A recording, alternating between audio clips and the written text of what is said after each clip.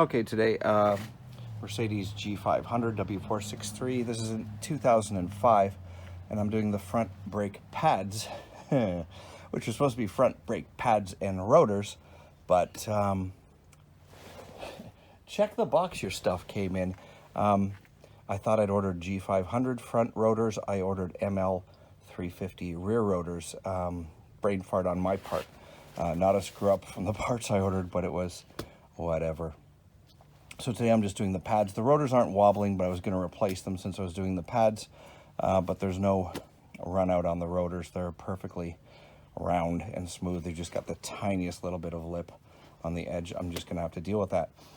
The other reason I wanted to replace them, A, they're worn, and B, I wanted to put the ceramics on there because the brake dust that these things create is just horrendous. This was cleaned last week, and I've driven very little. That big heavy vehicle and metallic pads just make a lot of brake dust, and you don't want to be cleaning that every week. So I'm going with ceramic, which makes barely any dust. So I just hosed everything down with non-chlorinated brake cleaner. And first thing I'm going to do is, this is a 10 millimeter here.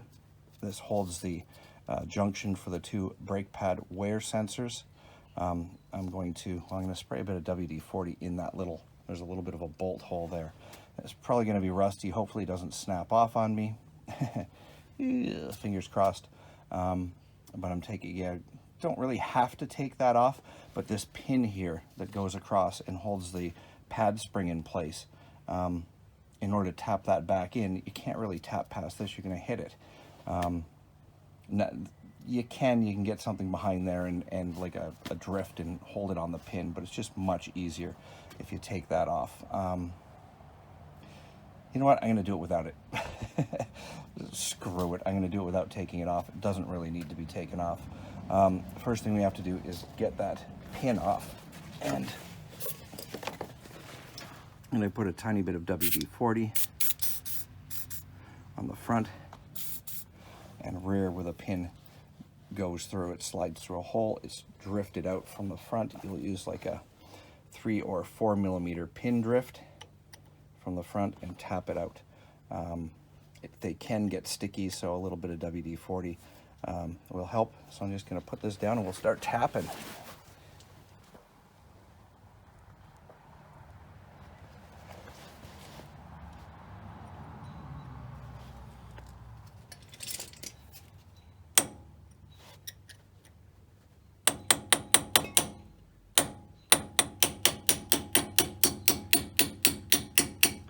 We're in luck. This one's not sticky at all.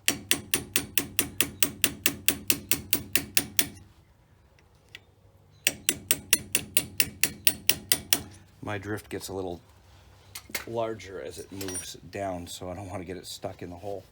So I am going to use, if I can find one, I'll just use this, I guess. Continue tapping that pin backwards. I'm going to be pulling it all the way out. I'm stuck. Oh, I'm almost stuck. Oh, there we go. I can use that. That'll work.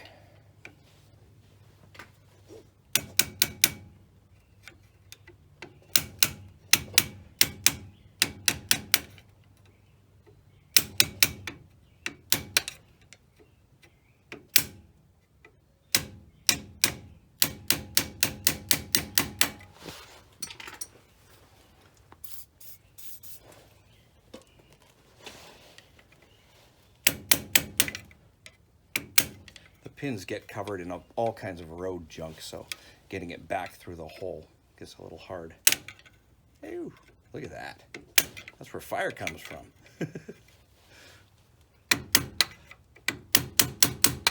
Come on.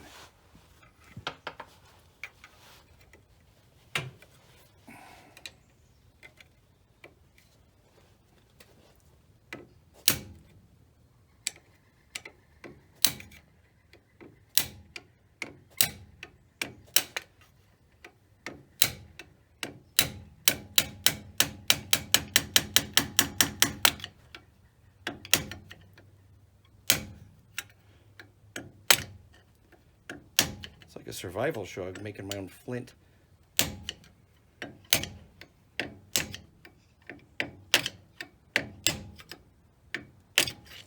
Jeez, that is really sticky.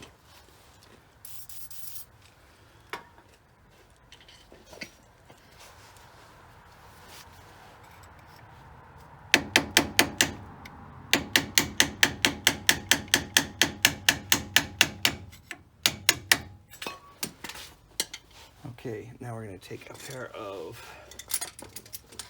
needle nose pliers and unplug the two brake pad wear sensors. There's two different lengths on the line here. The closest one to the junction there is short. The longer one with the loopies in it is the further away one. You can reuse these as long as your pad wear sensors have not been tripped. If the pad wear sensor goes off, I'll show you how those work. Okay, so the pin, I'm not pulling it all the way out yet. Actually, screw it, I will. We're going to be sanding this off and cleaning it before we put it back in. And the spring that holds the pads in, and gently remove these so you can reuse them. No sense in, sometimes the pads come with new ones, these ones did not. So I'm going to gently pull these old pad wear sensors out. And all this is, there's a metal wire in here, obviously a metal wire, a wire that goes through, and it's coated in rubber in here. So it goes through a little hole in the pad, and when the pad wears through, it wears through this rubber, and then the metal pin inside grounds out and connects to the rotor, which is grounded, and it lights up the light. That's merely all they do. Both sides do the exact same thing. If they haven't been tripped, your wear sensors haven't gone off, then they're generally good. Just take a look at them, make sure they have rubber on them and that they're not worn through, and they're fine to reuse.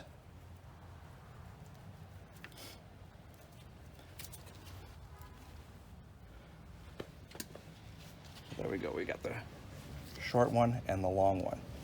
And we're not going to bother pulling that off. Got the pin out. Now I'm going to take a pair of channel lock pliers, and I'm going to gently squeeze pressure back on the old pads.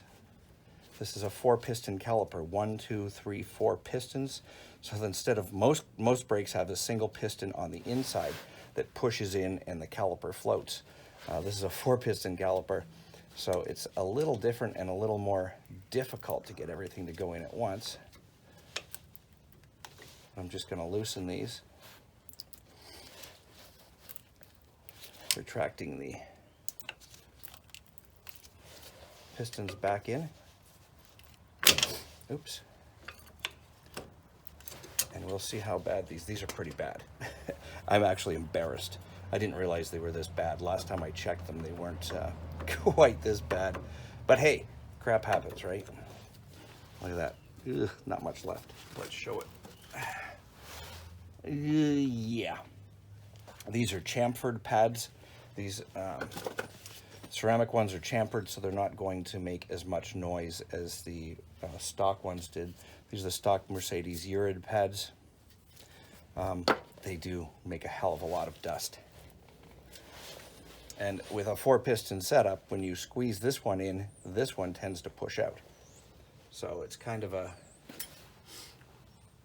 juggling match back and forth.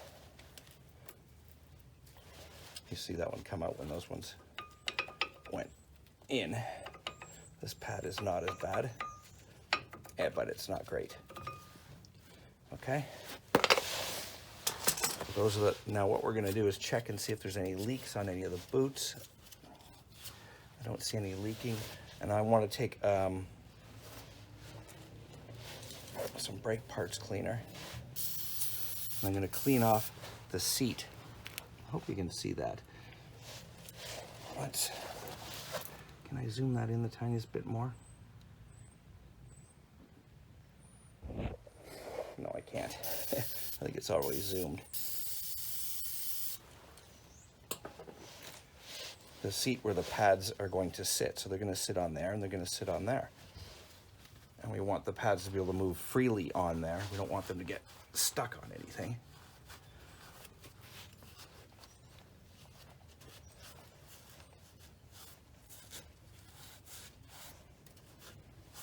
clean that off, and I'm going to get a wire brush in there and do a little bit of cleanup. I'll be back in 1 second.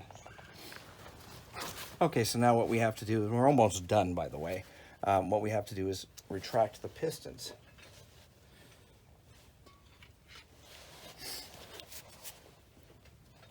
So in order to not scratch the rotor, I'm going to put a pry bar in on the one piston, on the one side. On the back side, we'll start with that one, and retract the piston.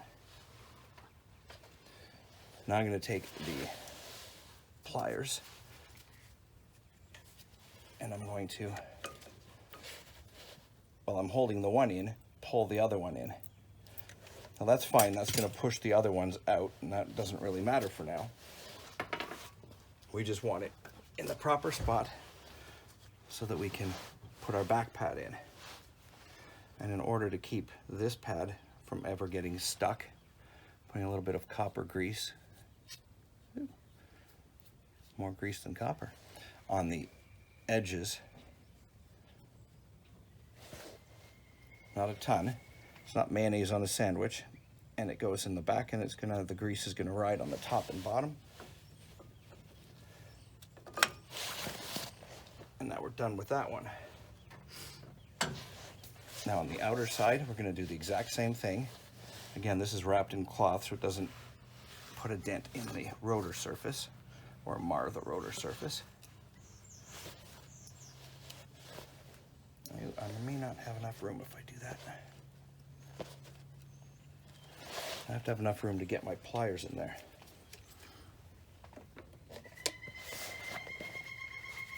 Whoa, what the hell was that? Frickin' coronavirus bird.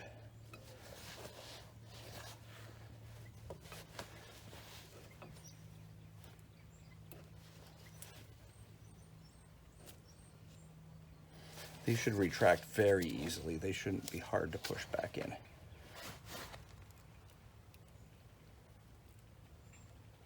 So we just did the same thing that we did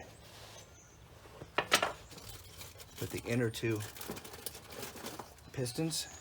And now we're going to grease up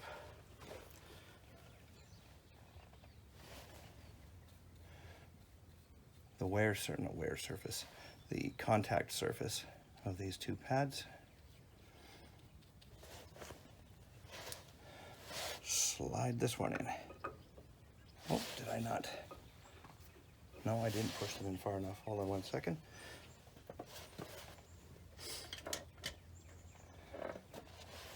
I thought I had pushed them in far enough. Well, no, I have not, obviously. You're getting a better angle of this than I am.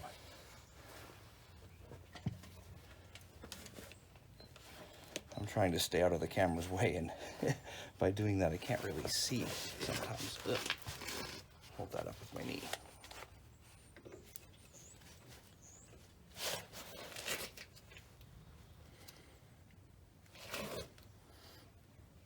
I hope I'm not blocking you.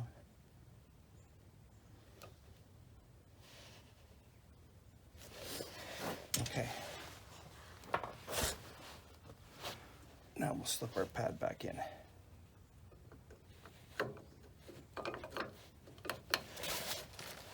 Okay, we're getting close to done. Clean off these wear sensors. And they go in this way. The pin, see the little hole right where I point with?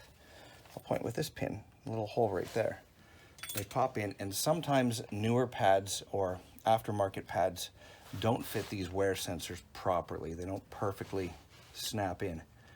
They're a little bit loose. This one is a tiny bit loose.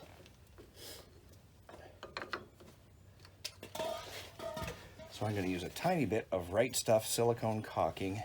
It dries quick. It's high heat.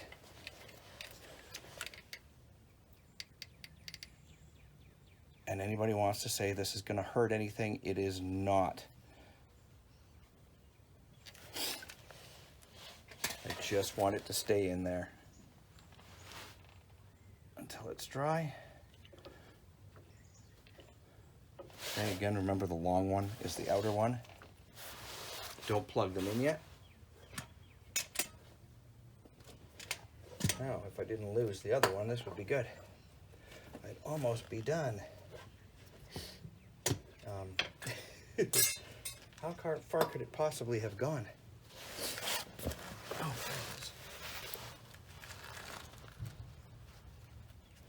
let's see if this one's tighter. Again, if you look at it like this, it's the little, the pin faces in toward the rotor. Let's see if this one fits in better. I'm doubting it does if the other one didn't. A little bit, but not much. So again, the tiniest bit of silicone on where it goes in that little C-clip groove is going to be hold it in place. And then you'll also still be able to remove it.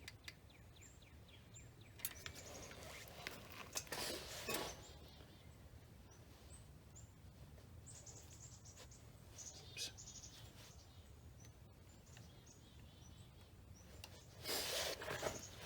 Excuse my sniffling, still a little bit of wintry out. Again, don't plug these in. Oh, I've got to go clean this pin up. Wherever I put it. And I go clean this pin up on a wire wheel and be back in 1 second. Okay, I've got the pin cleaned up. I don't want to polish it like it's chrome or anything. So this is the little end that goes in here and locks it in, and then this end goes in that side. I don't want those to be seized next time they come off because it's going to be quite a while. The spring, the 2-pad sensor wires come up between the, oh, I've got a bit of brake cleaner still on that spring.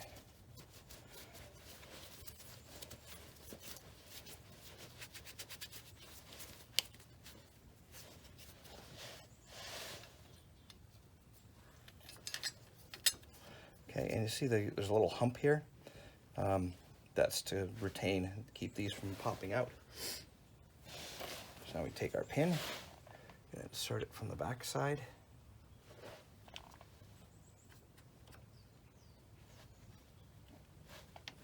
And it goes along this little groove here. Push in so the pin goes past it.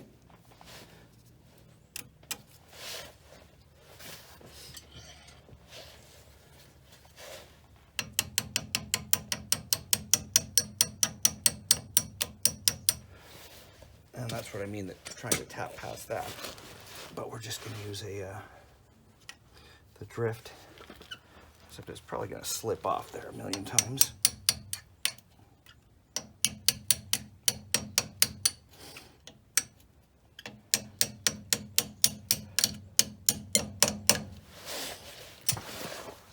And the pin has a little shoulder on it, so once it goes in, it can only go in so far. It can't be jammed in too far. We're basically done.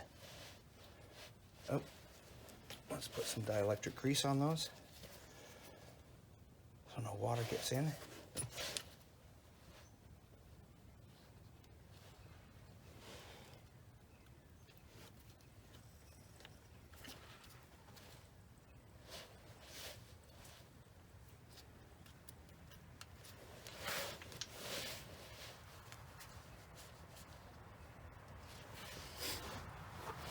Make sure these are seated in there properly.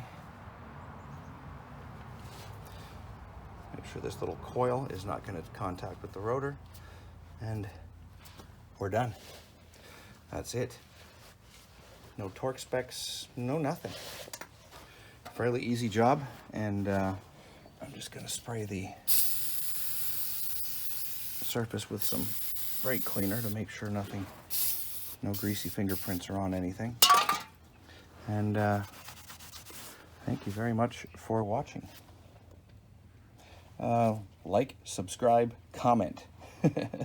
If you like the videos I make, if they help you at all, if they infuriate you and you just want to scream at me, leave a comment or whatever. It's the only way the videos show up noticed anywhere on the YouTube algorithm or whatever.